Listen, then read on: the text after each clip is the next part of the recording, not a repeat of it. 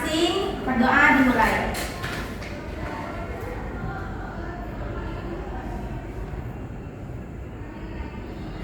Berdoa selesai. Baiklah, sebelum memulai pembelajaran hari ini, ada baiknya kita absen terlebih dahulu. Atta Harja, Ada Bu. Delia, ada Bu. Kaila Anessa, Ada Bu. Muhammad Raihan, Ada Bu. Nikmat Tuzaifa, Ada Bu. Rizky Hidayatulnisa, Reni Dwi Astuti, Ada Bu. Sarah Tiara, Ada Bu. Cecilia. Ada Bu. Baiklah, teman-teman semua masih ingat pembelajaran pada minggu lalu? Si Lupa. Apa? Kerajaan-kerajaan Islam. Oke. Nah, karena sudah membahas kerajaan-kerajaan Islam, maka selanjutnya kita akan membahas tentang kedatangan bangsa Barat ke Nusantara. Pembelajaran ini akan membantu kalian untuk memahami apa latar belakang kedatangan bangsa Barat ke Nusantara, kemudian bagaimana kedatangannya dan dampaknya apa.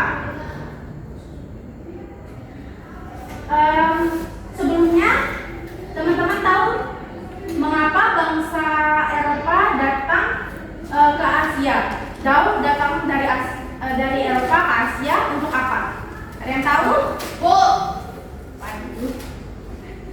Boleh, Cecil? Untuk mencari rempah-rempah Bu. Betul. Ada lagi? Ya, Rehan?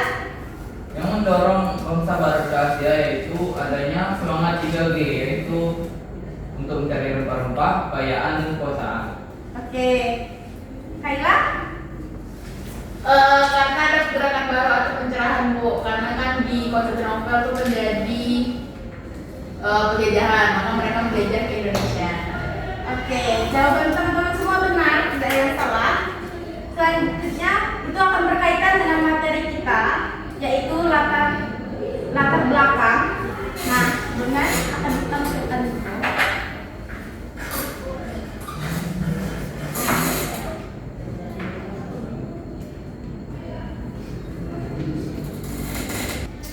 Baiklah, kita akan membahas tentang latar belakang kedatangan bangsa Barat ke Nusantara. Yang disebut teman-temannya tadi itu benar. Yang pertama itu ada daya tarik terhadap Indonesia, terhadap rempah-rempah. Bangsa Barat sangat membutuhkan rempah-rempah dari Indonesia karena wilayah Eropa memiliki kondisi alam yang berbeda. Ya, yang kita tahu bahwa Eropa memiliki 4 musim. Nah, 4 musim itu tidak mendukung untuk bangsa Eropa menanam rempah-rempah. Makanya bangsa Eropa butuh rempah-rempah dari wilayah lain seperti Asia contohnya. Nah, kemudian ada juga menyebutkan semboyan 3G, yaitu God, Glory, Gospel. gold apa? Kekayaan. Kekayaan yang dimaksud bukan cuma emas, tetapi juga Rempah. Terus mencari kejayaan. Nah, kejayaan itu dapat dilihat bukti-buktinya dengan adanya daerah-daerah taklukan oleh Eropa.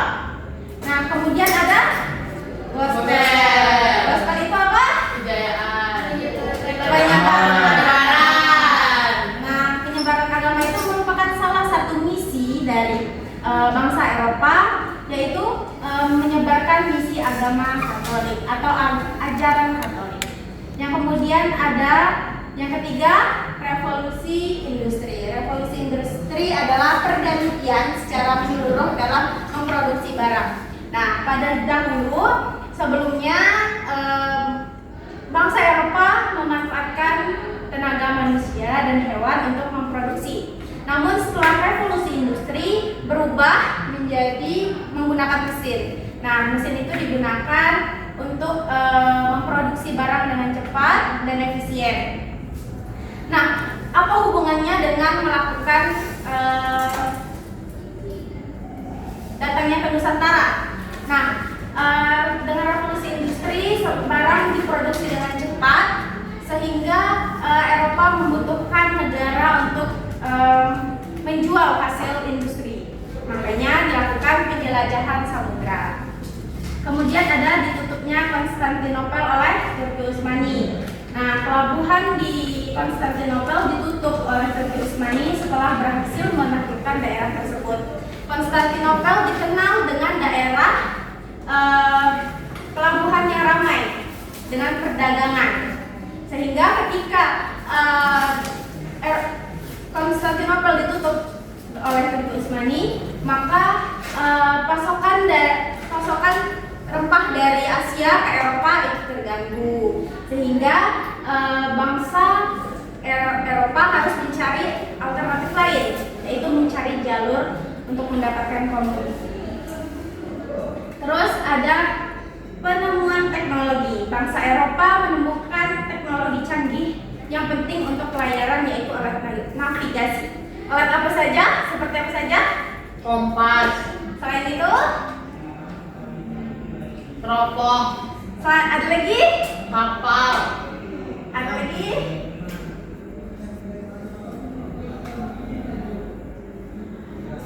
jangkar. Oke. Lagi Bu? Kamu lagi Bu? Selain itu ada peta untuk menunjuk arah. Nah, ini merupakan latar belakang dari kedatangan bangsa Eropa ke Nusantara. Selanjutnya, apakah teman-teman semua sudah mengerti? Mengerti Bu. Mengerti Bu. Oke, kalau sudah mengerti, selanjutnya kita akan membahas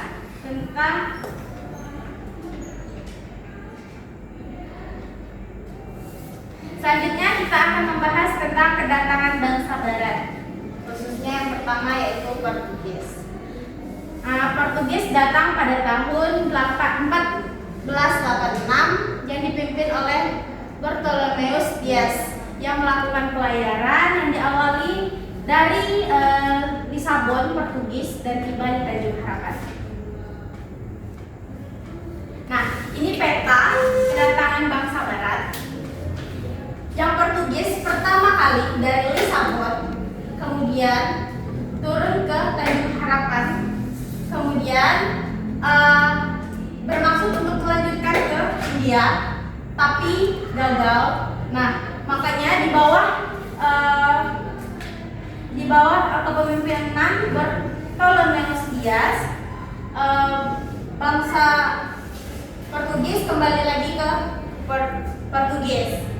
Kemudian dilanjutkan oleh Vasco da Gama pada 1497 yang melewati jalur yang sama dan sampai di India pada 1499. Nah, dari situ setelah sampai di India, Vasco da Gama mengumpulkan rempah-rempah sangat banyak dan dibawa ke Portugis. Selanjutnya pada 1511 kepemimpinan di bawah Alfonso de Albuquerque, Gubernur Jenderal Portugis pada saat itu, melakukan perjalanan dengan jalur yang sama dari Portugis ke Tanjung Harapan, kemudian ke India, kemudian pada tahun 1511 tiba di Malaka. Nah, Malaka merupakan pusat pelabuhan perdagangan yang sangat ramai. Nah, kemudian pada tahun 1512 Portugis melanjutkan ekspedisinya sampai di Maluku di bawah kepemimpinan Antonio da Abreu dan Francisco Serrao. Nah, ini jalurnya yang tadi dari Portugis ke Tanjung Harapan, dari Tanjung Harapan ke India atau Pulicut. Nah, dari India ke Malaka, dari Malaka kemudian ke Maluku. Nah, selanjutnya kedatangan Spanyol. Spanyol datang pada tahun 1492 yang dipimpin oleh Christopher Columbus yang berlayar ke arah barat untuk mencari jalur menuju Asia. Namun ia menemukan benua baru yaitu benua Amerika dan memfokuskan penjajahannya di sana. Jadi Christopher Columbus datang dari Spanyol, kemudian melewati jalur barat dan tiba di Amerika. Nah, makanya dari situ Christopher Columbus fokus mengeksplor Amerika. Kemudian pada tahun 1512 di bawah kepemimpinan Ferdinand Magellan pada 1512 mulai melakukan ekspedisi kembali dari Spanyol, kemudian pergi ke Selat Magellan lewat Samudra Atlantik. Kemudian pada 1521 tiba di Filipina dengan melewati Samudra Pasifik. Kemudian pada 1521 itu Ferdinand Magellan dan pasukannya sampai di Filipina, tapi tewas karena melawan masyarakat di sana. Nah, pada tahun yang sama dan digantikan dengan bawahannya Sebastian Elcano melewati jalur selatan dan tiba di Maluku yaitu Kerajaan Tidore. Nah, dari situ Spanyol bekerja sama dengan Tidore dan sedangkan Spanyol tadi bekerja sama dengan Kerajaan Ternate. Nah, dari situ dua kerajaan itu berselisih. Nah, dari keselisihan itu Spanyol juga dituduh oleh Portugis sebagai pengkhianat karena melanggar perjanjian Tordesillas. Nah, selesai materi pada hari ini. Apakah teman-teman sudah paham?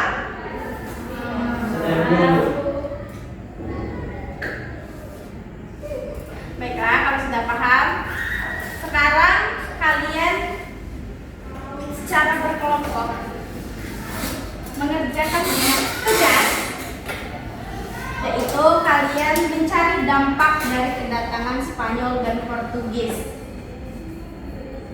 Oke? Baiklah, ada yang sudah siap?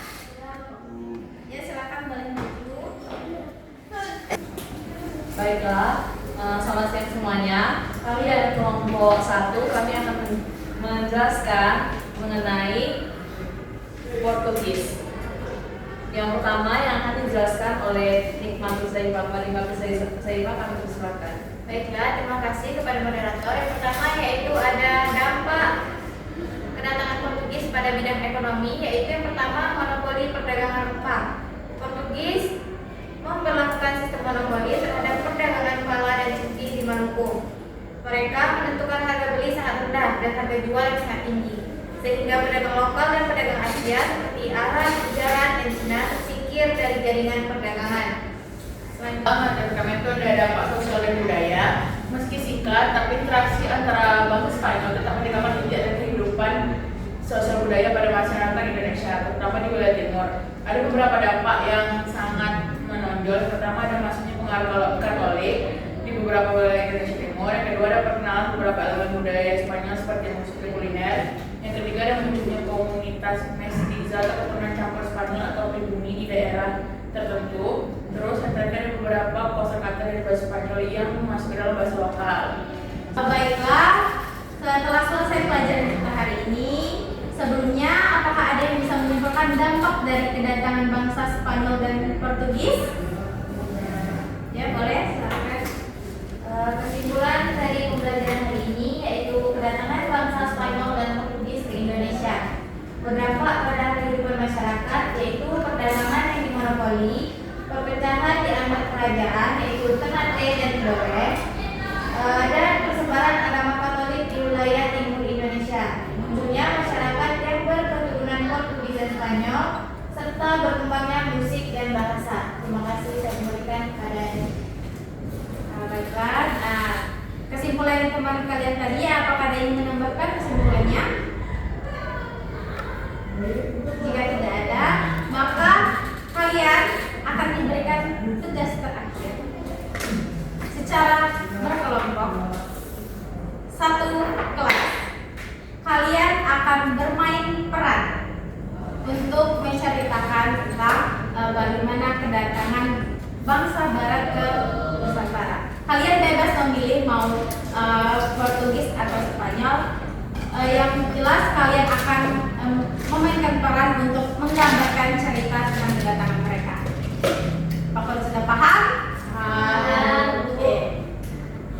Diberi waktu 2 minggu untuk latihan dan selanjutnya untuk menampilkan.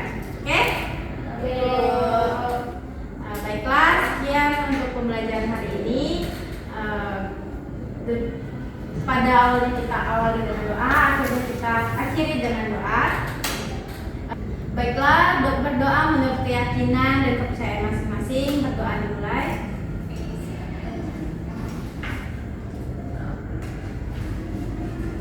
Doa selesai. Sekian pembelajaran hari ini. Ibu tutup. Wassalamualaikum warahmatullahi wabarakatuh.